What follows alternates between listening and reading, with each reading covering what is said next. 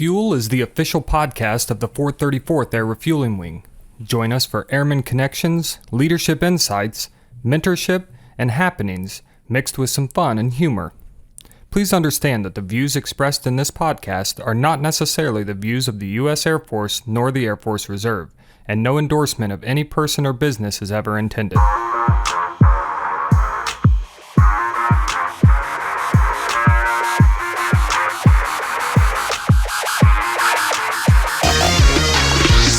Welcome to the FUEL Podcast. I'm Chief Nathan Parks. I'm the Command Chief here at Grissom Air Reserve Wing in Indiana. And this is episode 5 is what I believe we're at. As always with me in here is Sergeant Weaver, and Sergeant Blocker is also in here. So the Dream Weaver is making things happen behind the computer. Today we've got another what I think would be an interesting episode for you. We're going to talk with our very own Colonel Doc Bray. He is our flight surgeon here. He's also he's one of our resident experts when it comes to COVID and COVID vaccinations. And so we're going to try to answer some of those questions if you're one of those individuals that have some questions about the vaccination, or maybe you have individuals that work with you or for you that have questions. We're hoping that we will answer some of those questions today. We're also going to get into a conversation and talk a little bit about Corporal Sanchez. As many of you know, there will be a dignified transfer taking place here at Grissom. And so we're going to talk a little bit about how that's affected us and how you can get involved with that. So coming up, we are September UTA of 2021. Man, that seems hard to believe. This year has went by fast.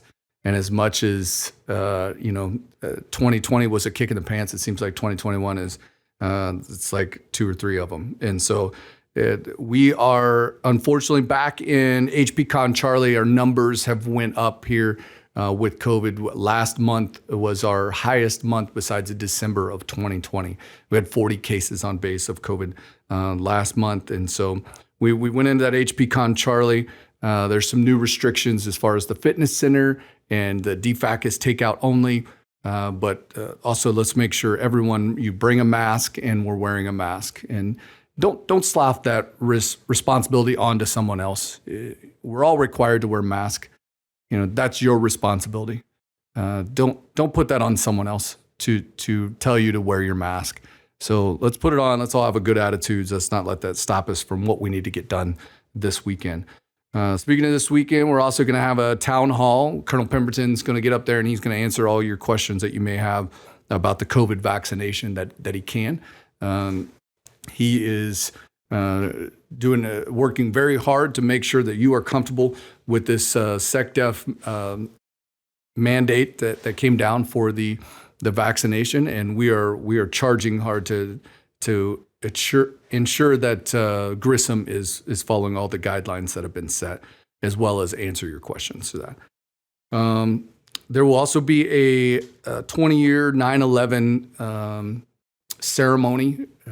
So with the town hall and the ceremony, as well as the dignified transfer, then let's check your email. You should have all of that information in there. And your supervisor should be well aware on how you participate with each one of those. If you're interested in getting your vaccination, there's a COVID pod on Friday and Saturday. And so you can get that vaccination then. But let's jump right into it. Our first guest is going to be from our very own 434th AMDS, Colonel Doc Bray. Here with us today is Doc Bray. Doc is our resident flight surgeon here at Grissom AGR. And so, Doc, welcome to the FUEL Podcast. Morning, Chief. Thanks for having me. Yeah. So today we're going to hit that ever popular topic that I'm sure you've talked about a lot about is COVID and the vaccine. Daily. Yeah. So I know that same here. So, but first, let's talk about a little bit about. We'd like to get to know people while they're on here. So. Where are you from? Well, Indiana native my whole life, with the exception of some active duty Air Force time. Yeah. But I've been back in Indiana for 16 years now or so. So Indiana native, where'd you kind of grow up? Which area? Southern Indiana's home, a little town called Jasonville, and most people won't know where that's at. But Jasonville. If they've ever heard of or been to Shakamak State Park, okay, that is home. And presently Lafayette, Indiana is where I call home. All right. What about you married, kids? So happily married, 5 adult kids. As our first sergeant says, out of the house, but not all of them are out of the pocket yet. Yeah, so we're working on that. That's good. Out of the house and not out of the pocket. So did they stay in Indiana? Did they follow your guys' lead? Or? No, they all remain in Indiana and all doing their thing. So that's awesome. That's awesome. So what do you like to do around here? Like what keeps you in Indiana? Well, I think Indiana's a great state to live in. I've been around the world and lived in other places for at least a time there. I think it's a great state, great cost of living, good people, things I like. So, and what do you got any hobbies around here that you do? Or you could say maybe fixing up old houses. I've done a few of those. Yeah. I could get ready to embark on another one here in the near future. And then old cars. I like old cars, so I've got a few of those myself. Yeah. So. Yeah, what do you got? I got an old Mustang that belonged to my dad. Yeah, what year? 66 convertible. Okay, that's a good year. My wife, we just got her an 82 Corvette because she used to have one. Oh, in her nice. youth, so she's got that. Yeah. And I inherited my grandpa's old 1940 Packard. Yeah. That hasn't run in probably 40 years. So all metal though, right? All metal. And then you said it was in like a barn. There was a storm with. You remember that? So there was a barn in south of Lafayette. Literally, a tornado came through and the barn collapsed on the car. When they pulled all the wood away, it was still intact. So. Yeah, it's a metal car. That's old school. Yeah, that thing survived even a tornado. That's good. That's why those things are still. I doubt that there'll be cars that are current that last as long as those cars have. They'll outlast everything. So my truck is like almost all aluminum or something like that. So, yeah. So you said you took a brief stint where you left here and went where'd you go to college? Let's start with that. Oh yeah. Graduate of Purdue, engineering degree. Okay. And then following that, IU Medical School. Yeah. Did residency in family medicine in Muncie, Indiana. So up until that point, I was all Indiana bred and educated. And then I had an ROTC scholarship from Purdue. So the active duty Air Force awaited patiently for that. And then had a tour of duty at Tyndall in Panama City, which I loved. And then equally so went to Germany for 2 years, which I also loved. So where in Germany? Spangdahlem Air Base. Okay. Yeah. Still there for now. The mighty A-10s out there. So yeah, that's awesome. And then back here. And so were you a flight surgeon the whole time?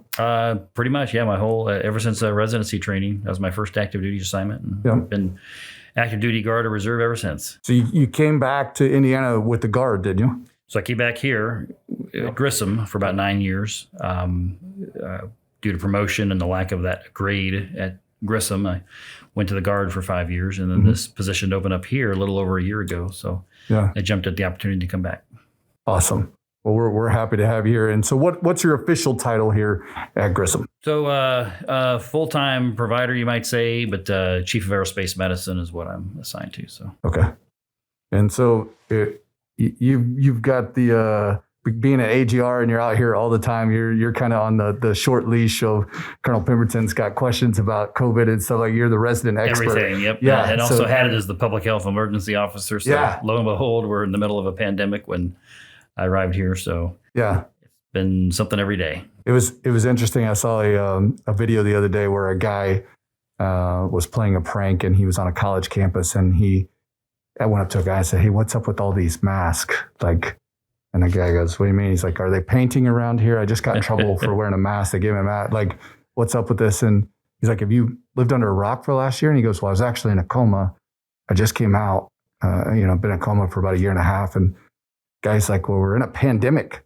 And it was interesting because you think about this 2 years ago, if you said a pandemic, most people outside of the medical field would be like, "What are you talking about? What's that?" Yeah, what are you talking about? And this guy plays it out. It's great because it's how quickly we get used to just what we're in, right. And this is normal language.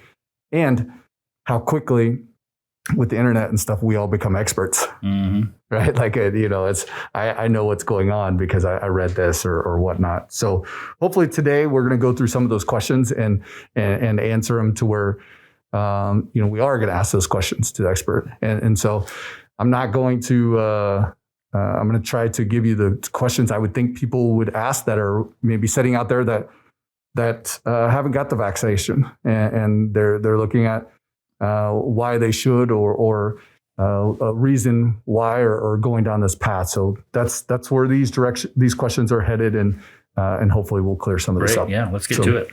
Yeah, so I think the first question, and I hear this a lot when I walk around and everything, is, hey, COVID has about a 98% survivability rate. So you got about 2% chance of dying if you contact COVID. So why are we getting this vaccine? Sure, that's an excellent question to start with. So, and I'll even up that a little bit by saying among DoD personnel, especially active duty, the survival is probably a lot higher. 99% or greater. So again, it's a valid question. The vaccine is not just about protecting your personal health. It's about readiness and force health protection. So part of the decision I think that went into this at the highest levels was that if you're going to be in a deployed environment and half the folks are unvaccinated and that particular disease that's vaccine preventable rips through the camp, then you've got a mission breakdown on your hands. So I think by everyone being vaccinated, we can, just like we have the ability to survive and operate in all kinds of environments, this is no different. And we'll be able to carry out the mission in the deployed setting. And oh, by the way, I think it's a good idea anyway to protect your health. So right. Yeah, it's, I mean, this is not something just that the AMDS came up with, right? That we're mandating it just here at CRISA, right? So this is all based off of the SecDef. I'll remind folks we're in a worldwide pandemic and hundreds of millions of doses of this has been given. So you're right. This was not something dreamed up by the Department of Defense, that's for sure. Right. Okay. You feel pretty comfortable giving this vaccine as a doctor? Absolutely. And I'll admit, out of the gate, I had a healthy amount of, I would say, intellectual skepticism. Let's face it, kind of people describe newer technology and so forth. Yeah. But if you look back, the technology behind this vaccine was worked on for years. And thank God we had volunteers willing to step up and go through clinical trials. I'm confident that we didn't skip any steps. It wasn't rushed. You can use the word accelerated. Yeah. I think you could say the government gave a blank check to people who know how to make these, and they did it quickly, for sure. But now with hundreds of millions of doses in our rearview mirror and the data we've collected ever since, I am 100% confident in this vaccine. Okay. But that's not to say that there's not some types of side effects. Absolutely, like any vaccine. We counsel people with vaccine information sheets and as much information as we can. Possible side effects, they vary among different vaccines, but you can often expect things like, maybe fever, chills, headaches, soreness at the injection site. Mm-hmm. Admittedly, with this vaccine, there seems to be a higher degree of those kind of things. But as far as long-term complications, those really haven't been seen yet. Yeah. So are you seeing any at Grissom? Like what are the if I've not been vaccinated and I'm going to get the vaccine, what can I expect? Sure. Well, like I said, any of the things we just mentioned immediately or shortly after. Right. But as far as long-term consequences, we're not aware of any case so far that has resulted in any kind of line of duty issue or the need for MedCon orders. Tragically, we have some Grissom personnel who are unvaccinated who are suffering right now, and we can leave it at that. So, yeah. So if this does take place, if we go get a vaccine and say 30 years from now, they're like, hey, your hair all turned white, and that's because of you got the Pfizer vaccine, and so is this something that are we going to cover this? Yeah. Well, so 30 years from now, if someone's no longer in the military, the VA has always had a process in place for things that happen to you as a result of service. So presumably you're in a status, we hope, when you got the vaccine. You don't have to be. You can get a vaccine anywhere and not be in status. But if you're in a military status and it happened as a result of service, there's always been those procedures in place. Yeah. And what about if I come over, because what vaccines do you have here? So presently we have the Moderna and the Johnson & Johnson, also known as the Janssen. So there's two different companies that just happen to sound alike, but we have Moderna and Janssen. Presently, we're going to acquire Pfizer for the mandate that's in place now. And you're looking at probably October timeframe when that will be correct. Here. So around 1 October, we will start mandating it initially for full-time personnel who are on base, and then on the October UTA, we'll start the process. So if someone comes over there and they say, hey, I only want the FDA approved, because there's only one, correct, that's FDA approved at this point? Right. So all three vaccines are going to count. If you want the fully vetted one, that is the Pfizer. So you can participate in any of the number of pods we're going to be offering, and I can explain that in detail if needed. But basically, they will all count. And up until the time you're mandated to stand in the line, if you're mandated to stand in the line, we more or less have to give you the Pfizer because that's the one that's fully approved, and that's the one we can only give under a mandate. But up until that time, and even after, they will all count. But if I come over there and I say, hey, I want this done. I'm a forgetful individual and whatnot. I just want the Janssen or the Johnson & Johnson shot. Will I still be covered like medical wise? Like absolutely. Yeah. That's why we encourage you to be in a military status when you say covered. A military status and something that happens as a result of being in the status is eligible to be covered later. Let's put it that way. What about exemptions? We hear a lot about that. Like, are there going to be medical exemptions for this? Yeah. So we have religious and medical exemptions. I'll leave the religious exemptions to the chaplains, but only say that if you're in that process, if your commander has submitted a religious exemption on your behalf, then we can temp exempt you in the system until that exemption is vetted and decided upon. On the medical exemption side, just like anything else, medical, we would expect your doctor to fill out. We call it an attachment 7, only because it comes from a TIG guide that we use, and that's the only title on it. We don't have another name for it, but it's essentially a PCM letter that your doctor fills out. We can provide you a blank copy. But like any other condition, you can use asthma, diabetes as examples. You now have a medical condition that precludes you from getting vaccinated, so we can either temp or long-term exempt you from the vaccine. But if it's a long-term exemption, that diagnosis is going to be applied to your fitness for duty just like anything else. And we will more or less have to put a package up to the AFRC command surgeon that says, can you be retained or not? Right. So this is no different than any other correct vaccine or any other medical exemption you were going to have. In a situation like this, you now presented to us a medical condition that will keep you from deploying. Okay. And if it's a forever inability to deploy, it has to be vetted through the system. Okay. What about if someone's like, hey, I want to get the vaccine, but it's a female, like I'm trying to get pregnant. I want to have a family here. What do you recommend? So we can deal with pregnancy and we can deal with everyone else, I think, for the most part. So pregnancy, it is actually advised, and you'll look at guidelines from the American College of Obstetrics and Gynecology. They have said this is absolutely recommended. So your obstetrician should be telling you that, if that's the case. If there's something else going on that you need to be exempted from it during pregnancy, that's up to you and your doctor. But again, that's a temporary issue. So we'd put a temporary exemption in. When the pregnancy is over, you'd be eligible for the vaccine at that point. Planning to get pregnant, it's no different. But I would encourage anyone planning to get pregnant to talk to your doctor about what else should you be doing for that. Mm-hmm. What kind of vitamins should you be on? What kind of health regimen should you be doing? What should you be screened for? And oh, by the way, should I get the COVID vaccine or not? So yeah. So based off of here, Grissom, right? Because that's we want to answer the questions for the airmen at Grissom.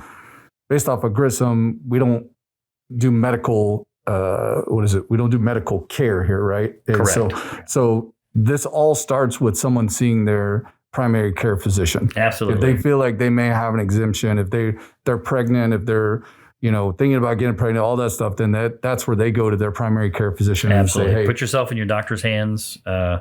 We bring us that information. We deal with it on a fitness for duty level.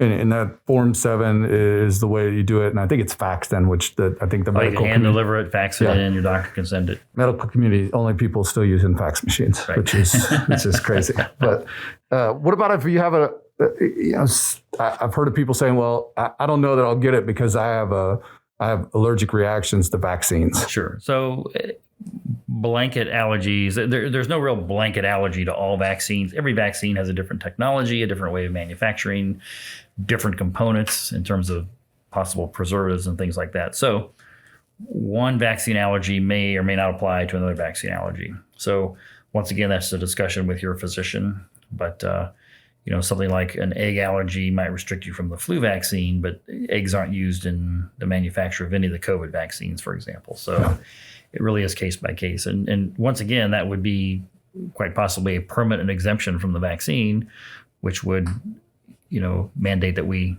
send that up to the command surgeon for review. Right. Which, it's all, everything's a process, right? And this one is no different. Right. For all these things, we've had processes in place for years that are set up to address these very questions. No matter what it is. I'm also amazed that there's eggs used in the flu vaccine, which, again, maybe that's just technology may have gone by the wayside. I did. You did know that? Yeah. You just don't try to act smart. Recently, approximately 15 to 20 seconds ago. Okay. And I don't think they all do that. And it could be citing old technology there as well. So I've never got the flu vaccine and be like, man, you know what? I'm not hungry anymore. So how safe do you think this shot is? Now that we have so much data in our rearview mirror and in the past, and trust me, they're looking at every aspect of this, and there's so much post-marketing, post-implementation things being collected on people who have medical problems, and did you or did you not get the COVID vaccine, and they assimilate that data and they look at it. I feel completely safe in this vaccine. So even with the noise, I like to call it the noise. I call it the noise a lot, right? The noise that is social media, the noise that is the internet, the noise that where most of us get our news. Even with all of the noise, you still feel comfortable with this. I do. You got to look at validated research. You got to go to trusted sources. I mean, I'm a believer in the CDC. I'm a believer in professional colleges, the Society of Immunology and Infectious Disease and things like that, organizations like that. That's where you need to be getting trusted information from. And again, at the end of the day, talk to your doctor. Yeah. Can someone do that research, right? And so maybe they say, hey, I've heard some people say, hey, there's a certain protein that something or another in this vaccine, and there's a certain this in this vaccine and whatnot. So if someone comes in and they're like, hey, I just want this shot, say they do that, and the way that Colonel Pemberton has set it down based off the SecDef's charge to us to enforce this and everything is like, hey, if you're unvaccinated, the October and the November UTAs will be mandatory. So you will get shot 1 on October, you will get shot 2 in November. And that, again, if you're unvaccinated, those UTAs are mandatory for you to be here. So say someone comes in October and they go, hey, I'm here to get my shot, but I want the Janssen one. Can they do that?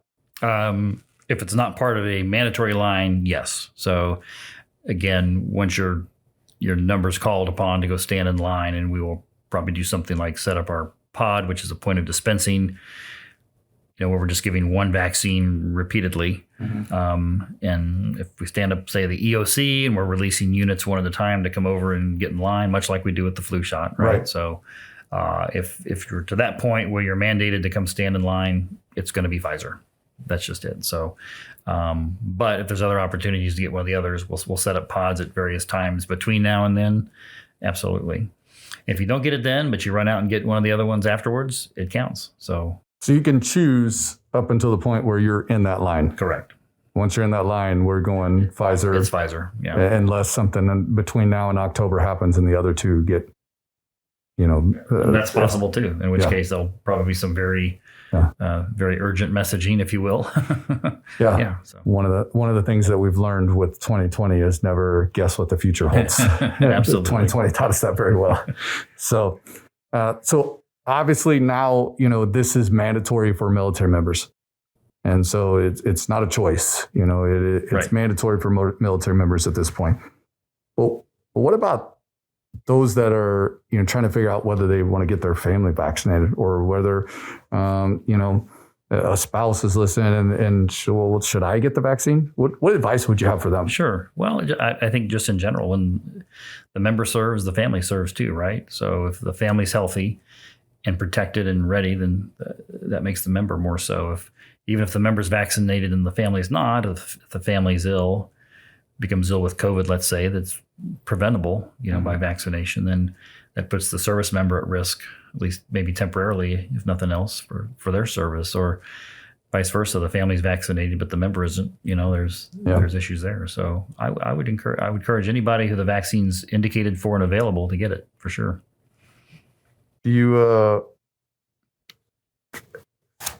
looking at everything, we'll shift gears here, and I want to come back because I got a couple more questions I want to ask about the vaccine, but I want to shift gears a little bit here because we're talking about families and, and kind of the being on base and stuff like that. And knowing that the HP Con that we're at right now, and Charlie, do you feel like we are doing what is appropriate to keep people safe here? Well, I do. So we look at data every day and are most concerned with the local and state level picture. Mm-hmm. And we track cases per 100,000, and we have a case tracker on base that tells us at any given time who's positive, when they were positive, what their status is. And that's above and beyond what the DoD and Reserve Command and the CDC are putting out. So we assimilate that data near constantly. We track it, and we've been very deliberate, I'll use that term, in changing HB-Con levels and looking at it when it's necessary and it's the best interest of protecting our base population. We've done that. Yeah, I'd sat in those meetings and I get to watch how Colonel Pemberton goes about making these decisions, right? And it's interesting is a lot of times I'm walking around, you hear the criticisms of, well, we should be doing this, or we should be doing that, or we should be. And I want people to rest assured that, hey, we're taking every consideration. Oh, absolutely. And the pandemic of 2021 is different than the pandemic of 2020. Yeah. So, and one of the game changers is in fact the vaccine, right? So what we did in the spring and summer of 2020 isn't some of those things aren't as necessary, or we alter some of those actions, and the guidance has changed too as a result. So for folks who are truly concerned about, let's say, being here, I certainly highly recommend the vaccine as step one in their protection. Yeah. Do you think and this is kind of looking into the future, do you think we're able to take more risk if everyone's vaccinated? Oh, absolutely. Across the board. I mean, I think at some point we'll be, my hope is we'll be allowed to get out of these masks for one thing. Yeah. But no, we won't be ROMing as much when we deploy. If everyone's vaccinated, you get on the plane, you go down range, and you do your job. Yeah. And you come home, you get to go see your family right away, and all those things we'll have more of a sense of normalcy. How do they schedule a vaccine here at Grissom? Good question. So, as far as the October, November anticipated, mandatory participation, we'll stand up an EOC and people will just be directed over to come get it. Until then, we have pod times, and the reason we have to set up times and get a certain number of folks to participate is that once we open these vials, if we don't use all the vaccine in a certain amount of time that's in that vial, we have to waste it. And just ethically and morally, we just can't be wasting vaccine right now. We're doing our best not to. So some vials have 10 doses, some vials have 5. So whatever vaccine we're scheduling people for, we want to make sure we got a certain number of folks that participate. So we've set up times and dates that make the most sense. That information comes out on the comm focal point and should be readily available. There's a scheduling tool, but worst case, call the clinic and ask. So I went through that scheduling tool this morning to see, so we have slots available on Friday and Saturday here. But I also did exactly what you just said. And I just called up and I said, hey, I got 5 individuals that want to get the Janssen shot. Can we come over and get it? And they were like, yes, 5's the magic number. Okay. You can. So there you go. I said, okay, well, what if I have some people that want to come get the Moderna? And he's like, well, we need 10. Yeah. So if you're going to go outside of that, 4 or 9 of your closest friends. That's right. I don't have 9 friends, we'll have a vaccine party. Yeah, I'm limited on what shot I can get down by my friends. I knew that would always come back to bite me. So maybe colleagues. We could go with colleagues, but So I believe that they've been charged, and as well as you guys are doing a good job of making it very available and very easy to do those things. We're trying to be flexible with the variables we've been given, and that is, the number of people available, the number of people who to date have wanted it, what we have on hand, the number of doses available in a vial, all those things, how long, in case of the frozen one, we have to thaw it a certain amount of time. Right. So, and then we have to, again, use it in a certain amount of time. So there's so many variables we're tracking that it's kind of painted us into this, it's not a bad situation. Just here's the availability, times and dates and numbers we can do and that kind of thing. Yeah. So the vaccine's free. Everywhere. Including here. Yeah. So If you go to CVS, you go to Walmart, you go to wherever, the VA, and you get your vaccine, how do we make it count here? Yeah. So you bring in your vaccine card. So there's a standardized card, and preferably, accompanying that, the actual vaccine record. Everywhere giving this should have also a record of some kind. If you go to Walgreens pharmacy, trust me, it's part of their dispensing record. So that's just further validation. But regardless, bring us the card. We'll get it in ASIMs sooner than later, because we don't want to stick you in the line to get the Pfizer shot if you've already had one of the others, including Pfizer. So let us know. We'll get it updated. It turns green right away, and you're good to go. Yeah. I had a member the other day, we were talking, and they were a little bit concerned about long-term, whether VA would cover it if they got the, Moderna or Johnson & Johnson right now, because, it's not FDA approved. And I said, well, one way you can solve that is just go to the VA and get your shot. There you go. Because they give it to you, then they're gonna cover your. No one has your record, and right, and you got it there. Like, hey, I got it here. Like, and there's service connection, and I'm maybe out of my lane, but there's also VA connection that the VA does. Yeah, and so you bet. Yeah. Anything else that you want to cover that you think is important for people to know? Yeah, or maybe a parting shot. I just, we're in the middle of another wave. There's a new variant, and if you haven't heard about the Delta variant, you need to watch the news a little more. But but certainly it's a little more transmissible, a little more lethal.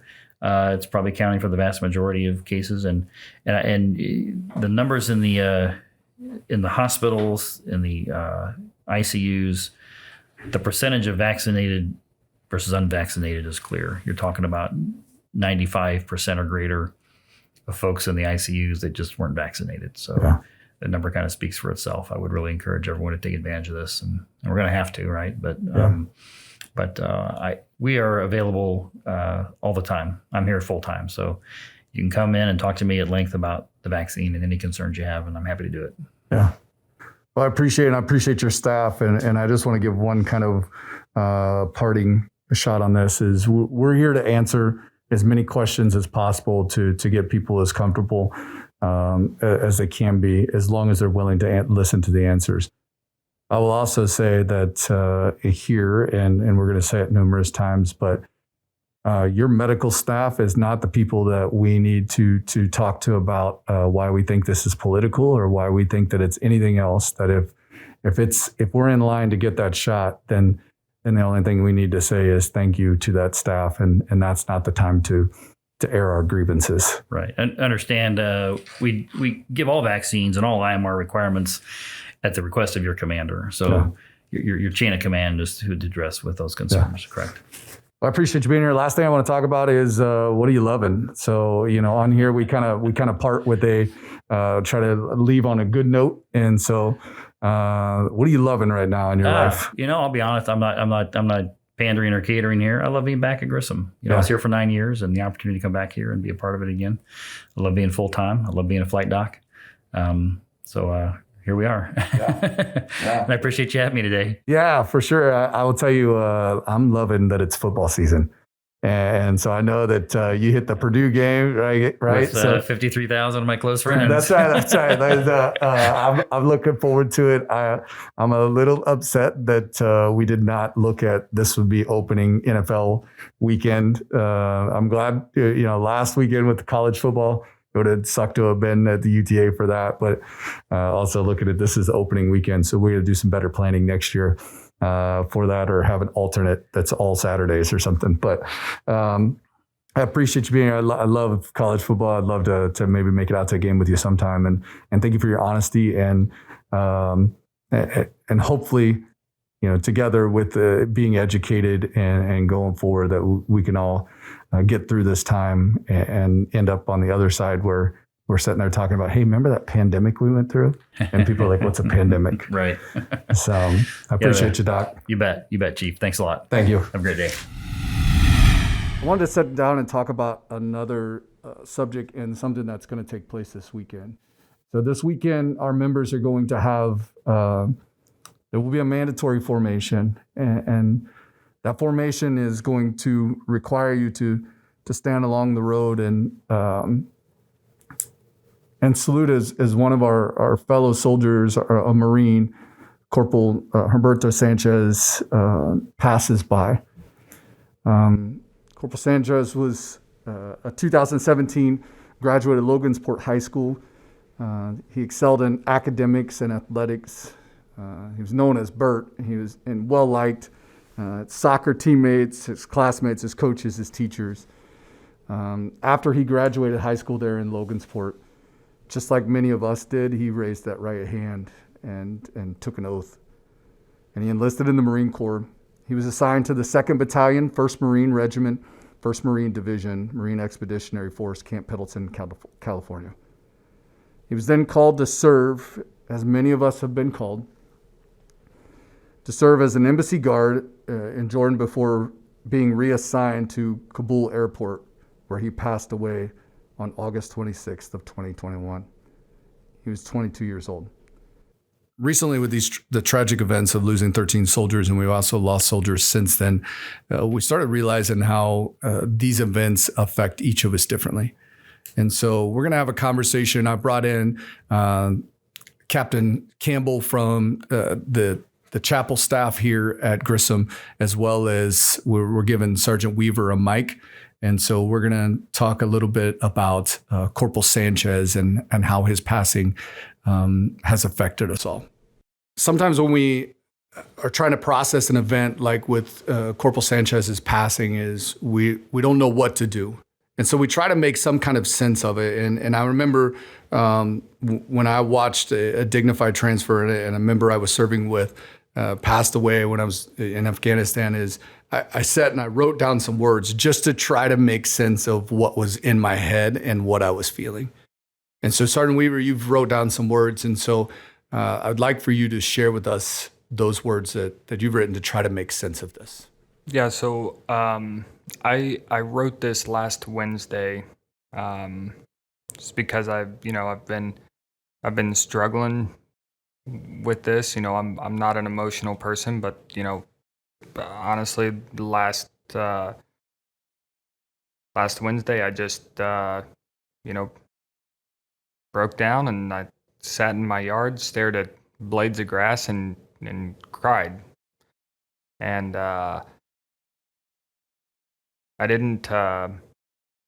I guess I just didn't know any other way to process, what I was feeling other than to write something down. And so this is what I wrote.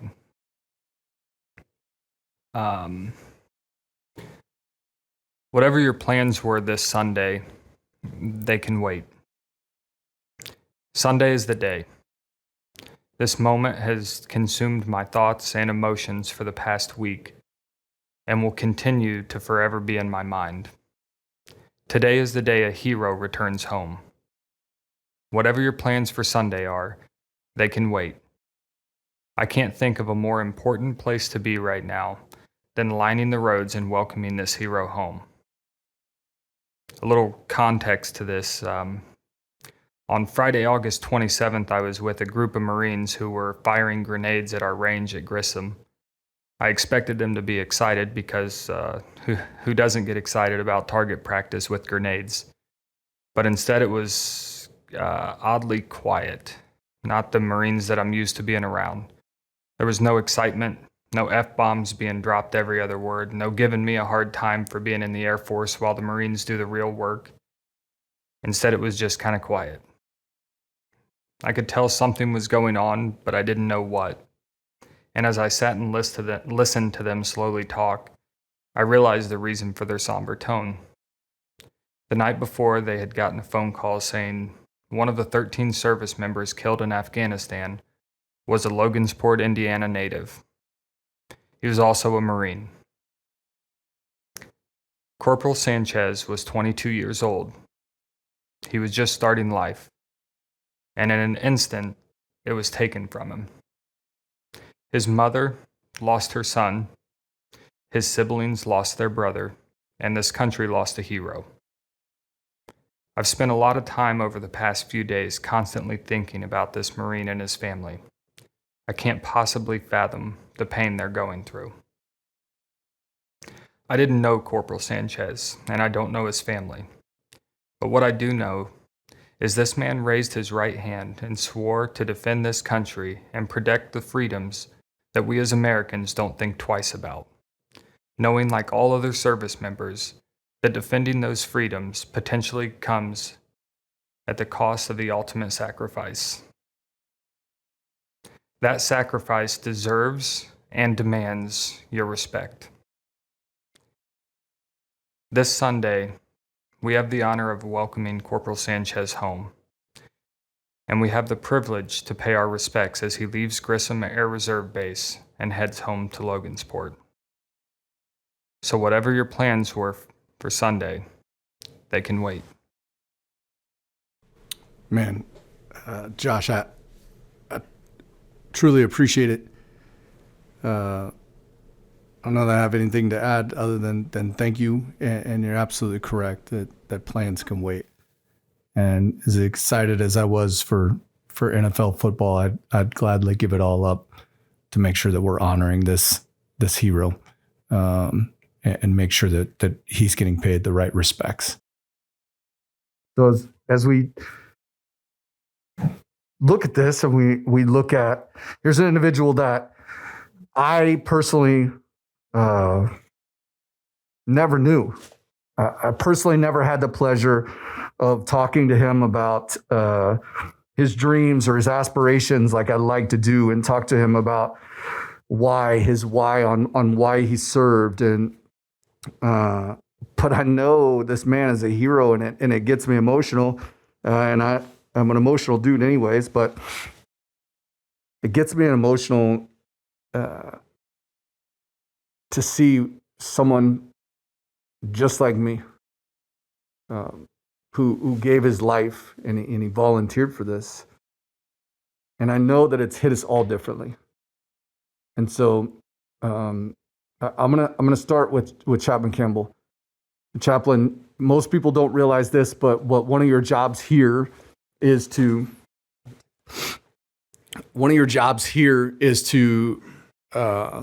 make death notifications to family members, to next of kin. And so you had the job to go out to the family and to notify the family. At that moment when you hear this stuff, and there probably wasn't as much information about Corporal Sanchez at that time, but does it hit you in that moment, or does it take a minute to settle in? Yeah, I think tragedies of that magnitude, of that nature, hit people at different times, and even the family themselves, whether it's Corporal Sanchez or any of the other members that we've lost over the course of this 20-year war. I think in the moment there's a professionalism you want to maintain and keep, and you serve the family. For me, I think really hit in the following day, especially after being up all night, and you wake up the next day and you kind of start to process things, and for the family as well, they'll go through different stages of grief and come to grips with what took place, what happened. Those things will stick with you for the rest of your life. And how'd it hit you? Like where's it hit you? I think being a somewhat new dad myself, you look at the mom, you look at the siblings, and you try to put yourself in their shoes, but you can't. And all you can do is empathize. And I went home imagining, what would I do if that was one of my daughters or one of my family members, and I was notified. And I think trying your best to place yourself in that person's shoes is the most empathetic thing you can do. Not saying that you fully understand the grief that they're going through, because you don't, but trying to. Sergeant Weaver, public affairs, right? So you have a you have a role in this, in with this dignified transfer. But on a personal level, how'd it hit you? I I don't really know where to begin as to say how it hit me, when it hit me, where it hit me. I don't have any answer to any of those questions. I don't even have an answer to a question of why it hit me so hard when, just like you, and just like you, Chaplain, you didn't know him. Yeah. You don't know his family. You know them more now. So why does it hit you so hard? And I guess the thing for me was I started thinking, just like you, Chaplain, you got kids. Corporal Sanchez was 22 years old, which means he was still a kid. And what would you do if that knock was on your door? And so it's been rough, and I can't even fathom, what his family's going through. I just really think that it's important for us to really understand that freedom that you get to feel every day. You get to wake up. You get to, for the most part, do whatever you want. That's not free. Yeah, that we talked earlier about how excited college football and the NFL and those are freedoms that we don't even think about, right? And I didn't have to get up and think twice about where I was going to go to church last week, and we lose sight of that sometimes. And these moments just put it right in front of us. Does it change you at all, Captain? Like how long you been in? 6 years. So you've been in 6 years. Does this, and even since you've been here at Grissom, you've had to do this a couple times, right? And been a part of some things where some tragedy has struck. Does this change it? Change your dedication to the service? Does it change your why, if you will? Well, I think like Sergeant Weaver was saying, it really reminds you of the gravity of what we do and why we do it. And, I think about Corporal Sanchez, and I've never met him. Obviously, I had the privilege of meeting the family, but, just remembering that there are people all over the world that literally, in this case, stand in the gap for the sake of people that they've never met in our country, but even people around the world, innocent civilians that they have given their life for the cause of freedom and for that freedom that you spoke about that we enjoy every day and hardly ever think about. And it's sad that tragedies like this are required in some ways for us to be shaken awake and to remember the freedom that we have.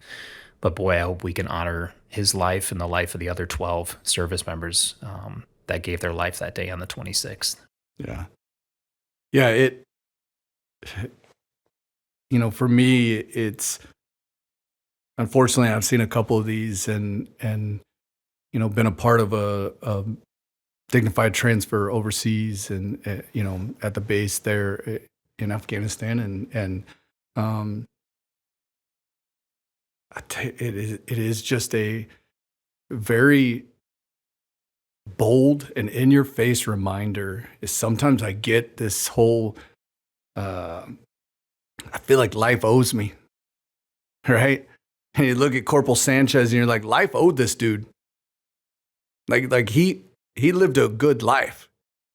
This town, Logansport, is shaken by this because he was a good individual. Life owed him.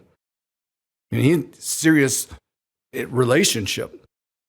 Like life owed him the hey, he needs to be able to fulfill. Where does this go? Does he have kids? Does he, he's owed that choice. And we get this feeling sometimes like, man, I've lived this good life. I've served. I've done these things. Life kind of owes me tomorrow. And tomorrow to be better than today. And this is one of those reminders to me. It hits me this, and life doesn't care. And we have to make the best of today because we may not be guaranteed that tomorrow.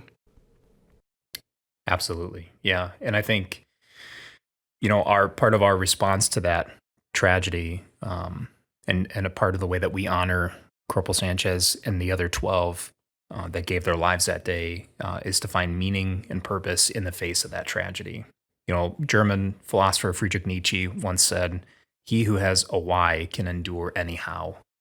And that's not an endorsement of Nietzsche by any means, but certainly some words of wisdom. And I think, being able to find that why for each of us in the midst of tragedy is critical. I know for the family, that was very centered around their faith and their family and their son and brother,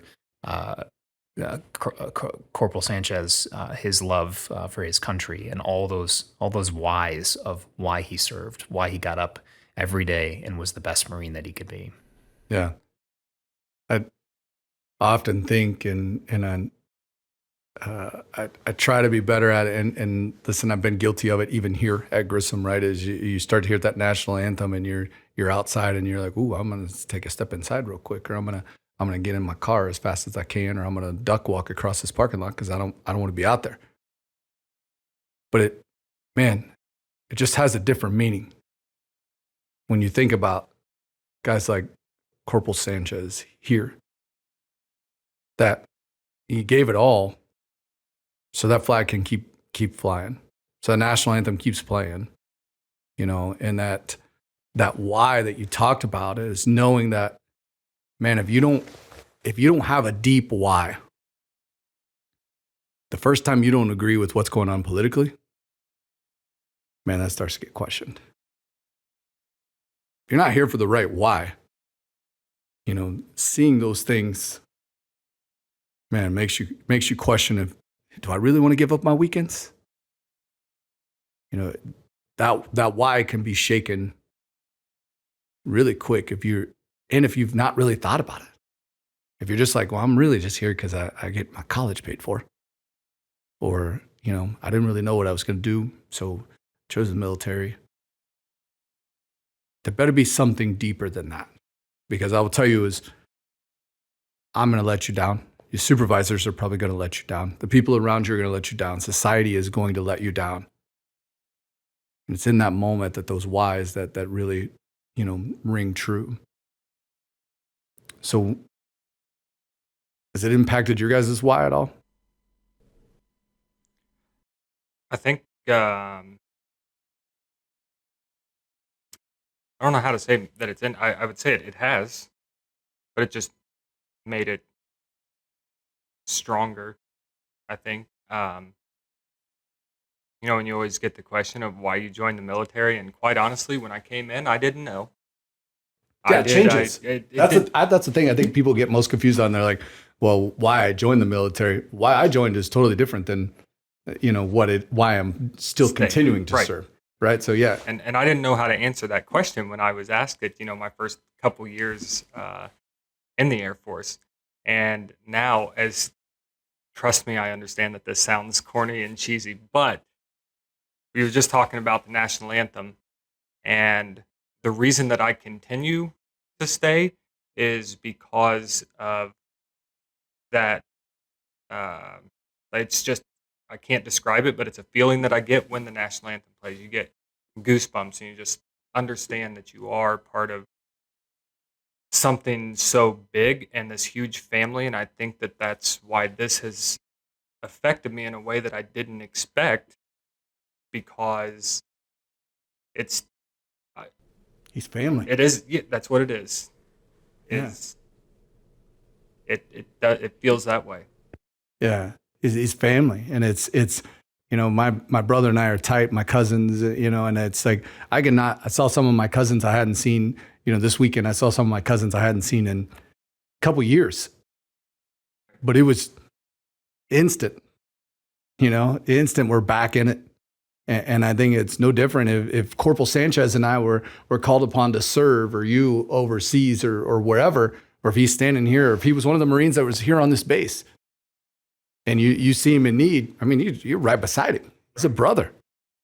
Yeah, and I think that's a good way. I never really had thought about it this way, but it is like your best friend or your brother, or whatever you you can spend years apart. You haven't even, they haven't even talked to each other, and you come together, and all of a sudden everything just clicks, and you're right back to it.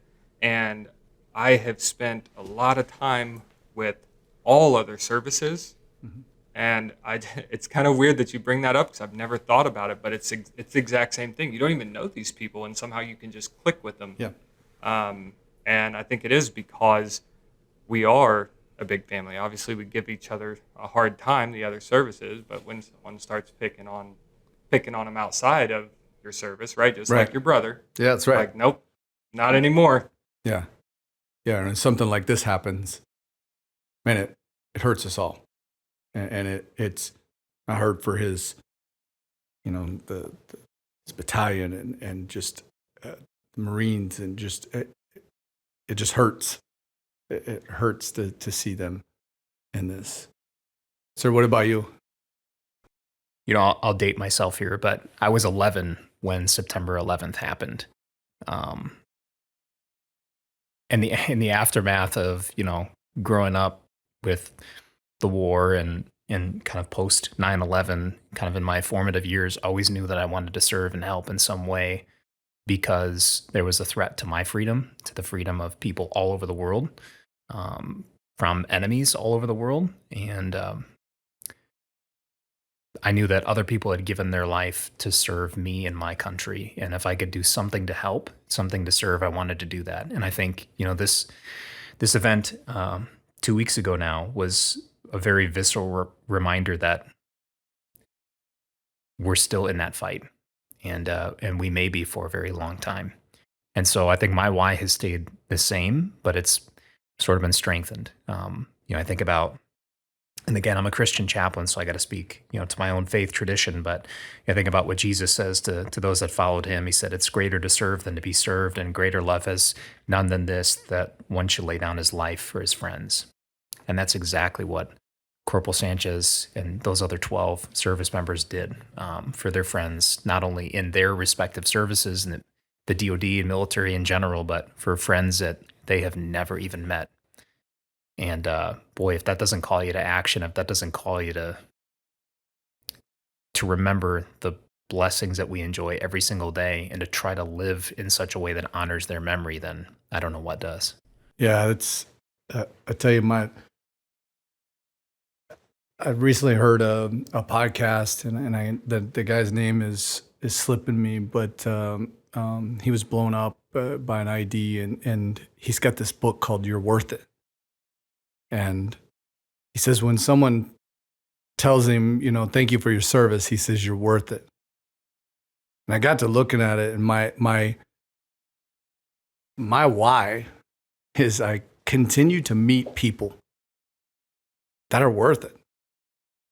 I continue to meet people that are worth this freedom, and I have kids that are worth this freedom. I have a family that's worth this freedom. I told my boys last night, I said, "Hey, on Sunday, we're going to go to this event," and started explaining to him what it was. And I said, as that guy, as this goes by, the flag has never looked the same to me from the first time that I saw one draped over a coffin. And unfortunately, in my life, as I've seen it, draped over a coffin of someone that is very close to me, and I've got that knock on my door. But it's never been the same. And it's when I see that, and when we see this on Sunday, we should never be the same, because that's one of us. He's worth it for us to keep serving. His family, his little brothers, his mom, the community, they're worth it. And I remember going back or going over to like the morale tent area after the first time I saw one of these, and I wrote down some words, and I was reflecting on those today. And one of the things I wrote down was, it didn't even make it on TV that a hero died today. Instead, it was full of sports, movies, and what different politicians or celebrities had to say. we don't even realize in our daily life that there's people that are putting it all on the line so that we continue to have these freedoms. And so I think this weekend, as we go through this, it's a time to stop and to look at, why am I running from the national anthem? You know, why am I not wearing this uniform with the pride that I should? Why am I not, you know, how has my why been shaken by the what that's going on around me? And so I would encourage us all to take that time. And sir, obviously, if people are struggling with this or any other one of these events, that you're a great resource. Well, thank you. And unfortunately, we've had a number of tragedies that we've had to deal with as a Grissom family, and obviously this is the most recent one. But yeah, absolutely. Any reminder, encouragement for people not to struggle alone, not to be discouraged alone, but to come alongside their wingmen, come alongside Chaplain mental health. There's so many resources here on the base for our folks. So thank you for that. Thank you for what your guys' teams do in these situations where a lot of times it's behind the scenes and nobody really knows. But each of us play a part in this, and each of us get to play a part on Sunday of showing this family and hopefully showing a nation that they're worth it and that we'll continue to be here because our why is strong. So thank you both. Well, thanks again for joining us here on the FUEL podcast. As always, we're always looking for ideas for the next podcast and what we could be doing. Make sure you're getting involved out there. There's a lot of things happening. I know with COVID, we've kind of dialed things back a little bit, but you know, Top 3, Rising 6, First Sergeants Association. We got First Sergeant applications that are due this UTA. So hey, put yourself out there, challenge yourself, get involved with these groups. And look around. You're surrounded by great people. And the thing that we all share in common is that we're all here to ensure that generations to come get to experience the same great freedoms that we get to on a daily basis. So we appreciate you guys, appreciate the work that you're doing, and we'll see you out there.